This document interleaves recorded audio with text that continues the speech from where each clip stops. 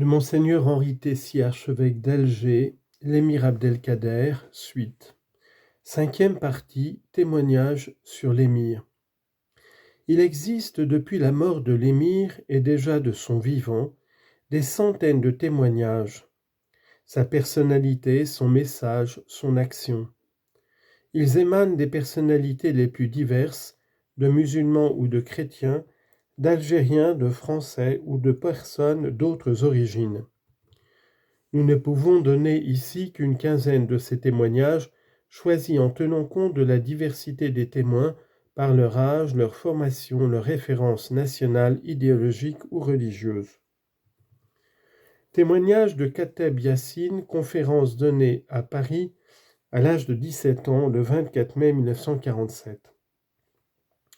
Beaucoup d'Occidentaux restent sceptiques quand on leur parle d'Abdelkader. Pour eux, il ne peut être qu'un quelconque marabout qui aurait, sous la menace des plus sévères falaqas, retenu des rudiments de livres saints, de grammaire ou de prosodie. Abdelkader reste pour eux un petit chef qui a eu un peu de courage et la chance de combattre des adversaires qui ne connaissaient pas la topographie locale. Il n'en est pas moins vrai qu'Abdelkader a tenu tête durant 16 ans aux meilleurs généraux français. L'Amir n'avait-il pas pour lui l'immense majorité de la population? N'avait-il pas partout des collaborateurs dévoués à tout? Des généraux colonialistes n'hésitaient devant aucune infamie. Cet homme traqué, réduit à fuir de montagne en montagne, de douar en douar, pour continuer la lutte désespérée, ne s'est jamais laissé aller à aucun petit moyen. S'il a été vaincu, c'est le moindre titre de gloire pour les soi-disant vainqueurs, que pour lui-même qui a su accepter la défaite avec la dignité qui sied à un héros malheureux. On prétendit que l'Algérie n'avait en fait jamais existé, ou mieux qu'elle avait peut-être existé, mais en tant que peuple mineur qui serait passé au cours des siècles de tutelle en tutelle.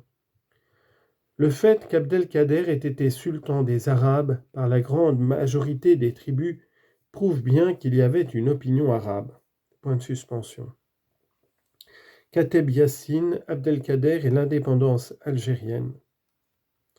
La rencontre du biographe Charles Henry Churchill et de l'émir à Damas en 1860. L'écrivain britannique raconte comment il a pu recueillir de l'émir lui-même le contenu de la biographie qu'il lui consacre. Citation. « Je me trouvais à Constantinople durant le mois de septembre 1853. Abdelkader vivait alors à Brousse sa vie d'exilé. J'allais donc à lui, et les relations ainsi nouées à travers une suite d'événements totalement inattendus se sont cimentées en une permanente et inaltérable amitié. En 1855, lorsque la ville de Damas remplaça Brousse comme lieu d'exil, il partit pour la Syrie. Sur le chemin de Beyrouth, à sa nouvelle résidence, il passa quelque temps avec moi dans le mont Liban. Je demandai un matin à Abdelkader si j'essayais de rédiger un compte-rendu de nos diverses actions, est-ce que vous m'y aideriez ? Avec le plus grand plaisir, répliqua-t-il, je répondrai très volontiers à toutes les questions qu'il vous plaira de me poser. C'est ce jour-là que je résolus d'écrire la biographie d'Abdelkader. Je fis de Damas ma résidence pendant l'hiver 1859-1860, dans l'intention expresse de mettre ma résolution en pratique. Abdelkader, avec la plus grande courtoisie, consentit à m'accorder tous les jours 1 heure d'entretien.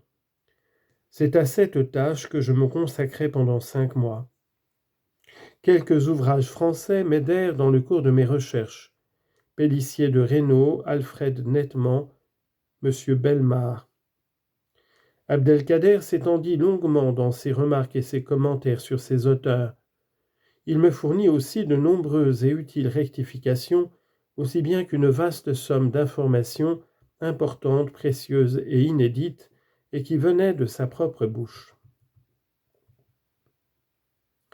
Témoignage de l'imam Chamil, guide de la révolte tchétchène contre les Russes. À celui qui s'est rendu célèbre parmi tous, grands et petits, qui par ses nombreuses et précieuses qualités se distingue du reste des hommes, nous voulons parler de l'ami sincère et véritable, Abdelkader le Juste. Salut à toi. Puisse le palmier du mérite et de l'honneur toujours porter des fruits en ta personne. Je fais allusion aux événements récemment arrivés à Damas entre les musulmans et les chrétiens. Je fus stupéfait de l'aveuglement des fonctionnaires qui se sont plongés dans de pareils excès, oublieux des mots du prophète, que la paix soit sur lui. Quiconque se rend injuste envers un tributaire, un chrétien, quiconque lui fera tort, c'est moi qui serai son accusateur au jour du jugement. Quand je fus informé que vous aviez abrité les tributaires sous les ailes de la bonté et de la compassion, je vous ai loué comme le Dieu Très-Haut vous louera. En réalité, vous avez pratiqué la parole du grand apôtre, le prophète que le Dieu Très-Haut a envoyé en témoignage de compassion à ses humbles créatures. Fin de citation. Le général Bugeaud, adversaire de l'émir, rend hommage à ses qualités manœuvrières. Bugeaud envoie aux autorités françaises responsables une présentation des déplacements de l'émir, échappant, dit-il, à toute prévision. Les généraux Lamoricière et Cavaignac, réunis, entrent dans le pays des Traras, sur la rive gauche de la basse Tafna.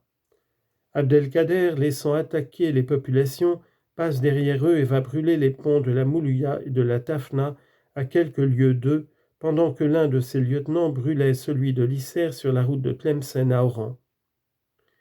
Les généraux Lamoricière et Cavaignac reviennent en arrière. L'émir passe entre Sebdou et Tlemcen. Le général Cavaignac le suit, et le général de Lamoricière se porte à Sidi Bel Abbès. L'émir se jette entre Saïda et Mascara. Lamoricière, envoyé dans l'est de Mascara, envoie le général Géry contre Abdelkader sur Saïda. Celui-ci passe entre les deux colonnes et arrive sur la haute Mina, etc., etc. 20 autres chefs moins marquants agitent le pays sur différents points. C'est un véritable guêpier. Et au plan de la valeur exceptionnelle de l'émir, ce texte du même Bugeaud, son principal adversaire, citation, Abdelkader était un homme de génie, certainement l'une des plus grandes figures de notre époque.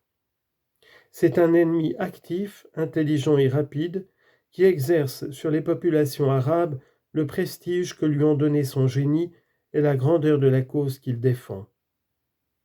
C'est beaucoup plus qu'un prétendant ordinaire, c'est une espèce de prophète.